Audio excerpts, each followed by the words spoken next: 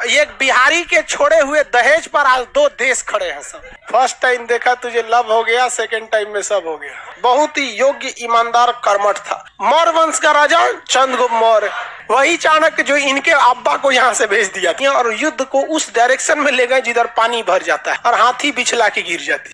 अब सोच रहा हाथी गिरेगी तो उठने में 10 मिनट टाइम लगेगा। हम लोग अगर गिर गए तो फटाक से उठ जाएंगे। कोई 2 कुंटल का है, उठ पाएगा जल्दी? शस्त्र का प्रयोग अब किसी को मंत्र नहीं आ रहा है, ले नहीं लकड़िया वाला तीर मारा। तो चंद्रगुप्त मौर्य के दहेज में मिला था पूरा पाकिस्तान और पूरा अफगानिस्तान। तो लड़कियां मिल जाए बहुत है। अच्छा, दहेज की भी एक सीमा होती है, 2 को देश दहेज में ले लिया। तो अब हम लोग स्टार्ट करते हैं किसके बारे में? मौर्य वंश। मौर्य वंश के संस्थापक चंद्रगुप्त मौर्य। ऊंचे जाति के या निम्न जाति के? तो जब ये निम्न जाति के थे, सिंहासन पर बैठेंगे तो इनका तो विरोध जेन्युइन है, क्योंकि पहले कहा गया कि भाई क्षत्रिय ब्राह्मण ही क्या रहता था भारत में, पहले राजा रहता था। तो चाणक्य ने लोगों को बहुत समझाया था कि नहीं भैया ये क्या चीज है, योग्य है। इधर धनानंद को मार दिया, किसने मार दिया था? चंद्रगुप्त मौर्य। और किस वंश का अंत किया? नंद वंश का अंत किया। नंद वंश को क्या कर दिया भैया? अंत कर दिया। नंद का समापन। कौन सा वंश? मौर्य वंश। राजा का नाम चंद्रगुप्त। चंद्रगुप्त मौर्य, मौर्य वंश की स्थापना किया। अब जरा थोड़ा सा फ्लैशबैक में चलते हैं। यहां आक्रमण किसने किया था? सिकंदर। किसने किया? सिकंदर। कब किया था? 326 ईसा पर। राजा उस समय कौन था? धनानंद। राजा धनानंद। क्या वो धनानंद को आक्रमण करने के लिए ब्यास नदी को पार किया था? नहीं, ब्यास नदी को पार नहीं किया। किसी को कोई दिक्कत नहीं है, आगे बढ़ जाए। लेकिन जब ये लौटा था तो इसका थल सेना प्रमुख जो था सेल्यूकस निकेटर और नौसेना प्रमुख नियार्कस को कोई ऐतराज था? नहीं। ऐतराज किसको था? सेल्यूकस निकेटर को। वो थोड़ा थोड़ा भांप रहा था कि यहाँ पे कुछ न कुछ क्या हो रहा है, गड़बड़ हो रहा है। तो लौट कर आया कौन? Seleucus Nicator. कौन आया?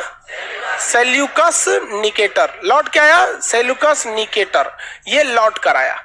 और यहां जब देखा लौट कर आया और इसने ब्यास नदी को पार कर गया ससुरा। यहां पर क्या कर गया वो?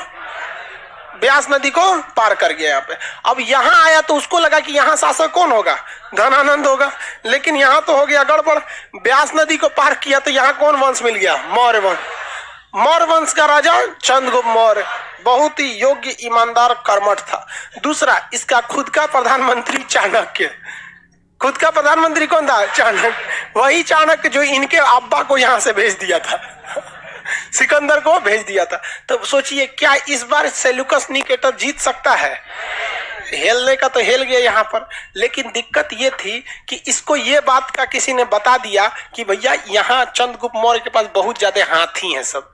तो इसने भी अपनी सेना में क्या लेके आया था? हाथी लेके आया था। ये बात पता चल गई चंद्रगुप्त मौर्य के प्रधानमंत्री यानी चाणक्य को कि ससुरा हाथी लेके आया है। तो युद्ध का माहौल बनाने से पहले ये लोग थोड़ा सा समय कर लिए, घेर लिए इत्यादि को पूरी तरह से, और बरसात का दिन का इंतजार किया और युद्ध को उस डायरेक्शन में ले गए जिधर पानी भर जाता है। अब जब पानी भर जाएगा ना तो उसमें चंद्रगुप्त मौर्य ने अपनी फौज में जो बहुत सारे मात्रा में घोड़े को रखा था। चंद्रगुप्त मौर्य ने क्या रखा? घोड़ा।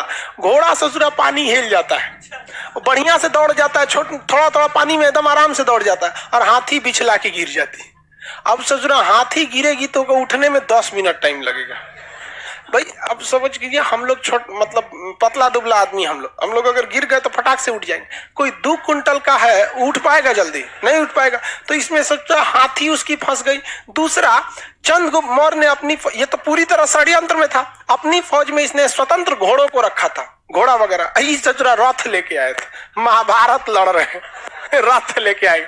अरे महाभारत का रथ या धनुष, वो धनुष में ताकत नहीं थी ना रथ में। मेन युद्ध महाभारत मंत्रों पे था। वो तो बिना तीरे का दुकान मंत्र पढ़ते थे तो खतरनाक को तीर निकल जाता था, ले आए जा। वो मंत्र का लड़ाई था महाभारत, वो शक्ति प्रदर्शन थोड़ी था। कहने के लिए वो शस्त्र की लड़ाई थी, लेकिन उसमें ज्यादा प्रयोग शास्त्र का हुआ था। शस्त्र का प्रयोग, अब किसी को मंत्र नहीं आ रहा है, ले नहीं लकड़िया वाला तीर मारा, ये मरा के खत्म हो गए रहते महाभारत में यहाँ पे। तो ये रथ लेके आए थे, आओ सचरा घेरा उरा के मर गया। यहाँ पूरी तरह इसकी सेना मरने लगी और पूरी तरह से सेल्यूकस निकेटर यहाँ जीत रहा था, यहाँ हार रहा था। बहुत बुरी तरह फंस गया। कौन? सेल्यूकस नहीं। और जीत कौन रहा था? चंद्रगुप्त मौर्य। चंद्रगुप्त मौर्य मने मन सोचा सचो तेरे अब्बा को हराए थे सिकंदर को, अब की तोर बारी है। अब सेल्यूकस निकेटर फंस गया। यहाँ सेल्यूकस निकेटर की हालत ऐसी थी कि 1-2 दिन लड़ाई और चल जाती तो सेल्यूकस निकेटर युद्ध में हार जाता और मारा जाता। इसलिए इसने अपनी बेटी कार्नेलिया को आगे कर दिया। आओ बहुते सुंदर एकदम बाल उल खोल के लहरा के तलवार लेके निकली है। चंद्रगुप्त मौर्य देखा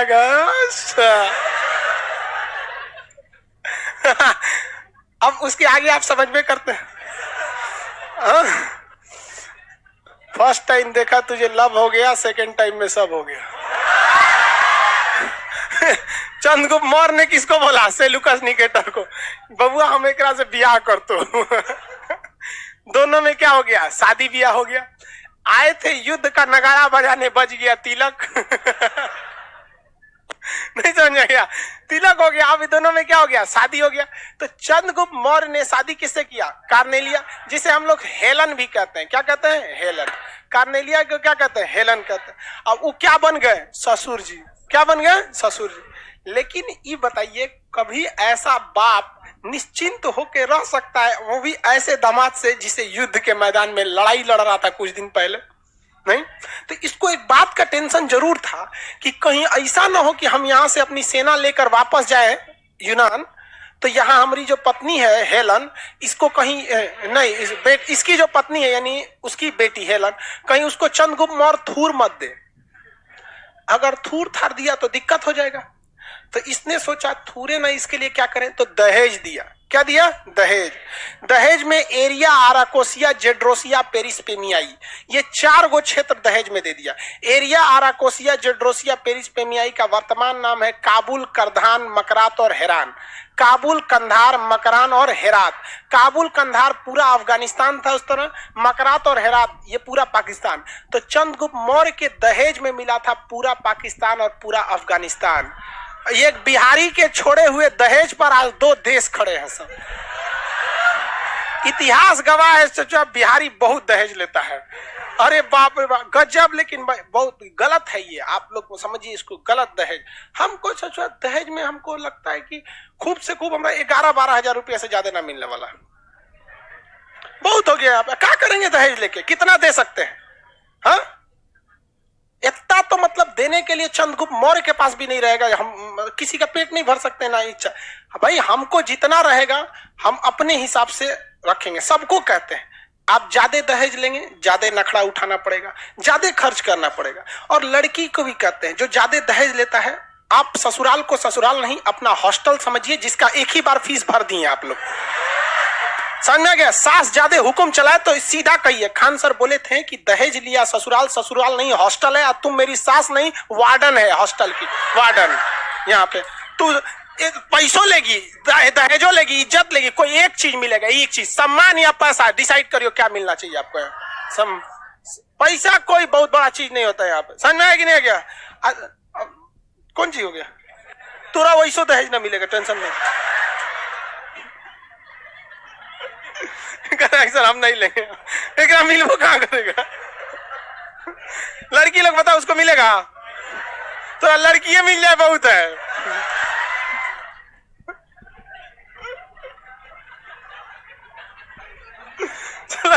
इधर देखो, ध्यान दो। दहेज नहीं लेना चाहिए, गलत बात है। यहाँ पे खुद से इतना काम है। देखिए लड़की सब को भी भाई, देखिए लड़की सब में भी क्या कहे, लड़का का ही एक तरफा गलती नहीं होता है दहेज में। लड़की रहेगी ग्रेजुएशन हिस्ट्री ऑनर से, और उसको पता नहीं है कि पानीपत की तृतीय लड़ाई कब हुई थी, और उसको लड़का चाहिए सरकारी नौकरी वाला। दहेजवा मेन यहां से शुरू होता है। बेरोजगार हो, बेरोजगार से शादी करो, दहेज मांगने की झंझटें नहीं है।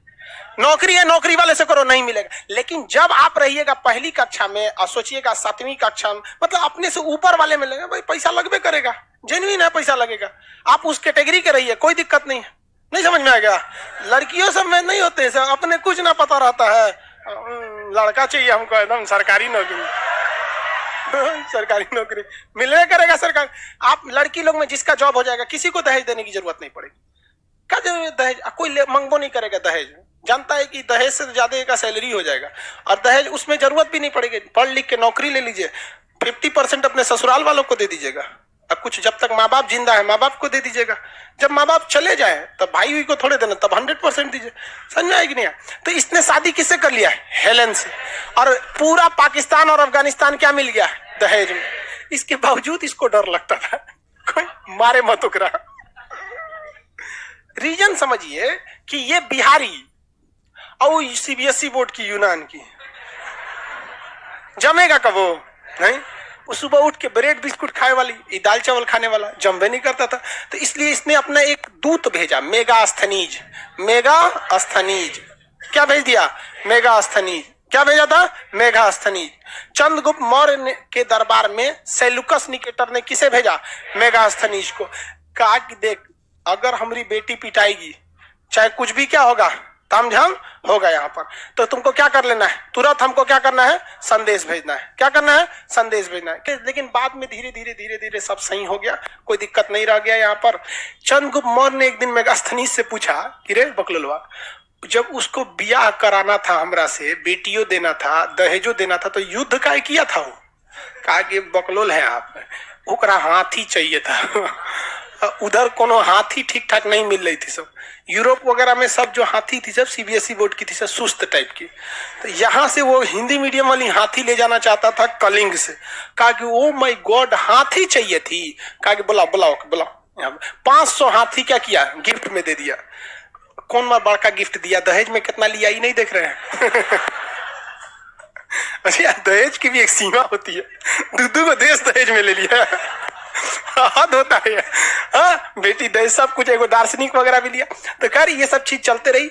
दहेज, उस समय जो दहेज लिया गया था, आप बात समझिए, वो दहेज दहेज के रूप में नहीं था, वो क्षेत्रफल विस्तार का था कि हम तो लेबे करेंगे, या दहेज में दीजिए या युद्ध हार के आपकी लाश पे चढ़ के ले लेंगे। तो होशियार निकला, कहा कि एक बिहारी सबसे नहीं ऐठना चाहिए, इन सबको दे देना चाहिए।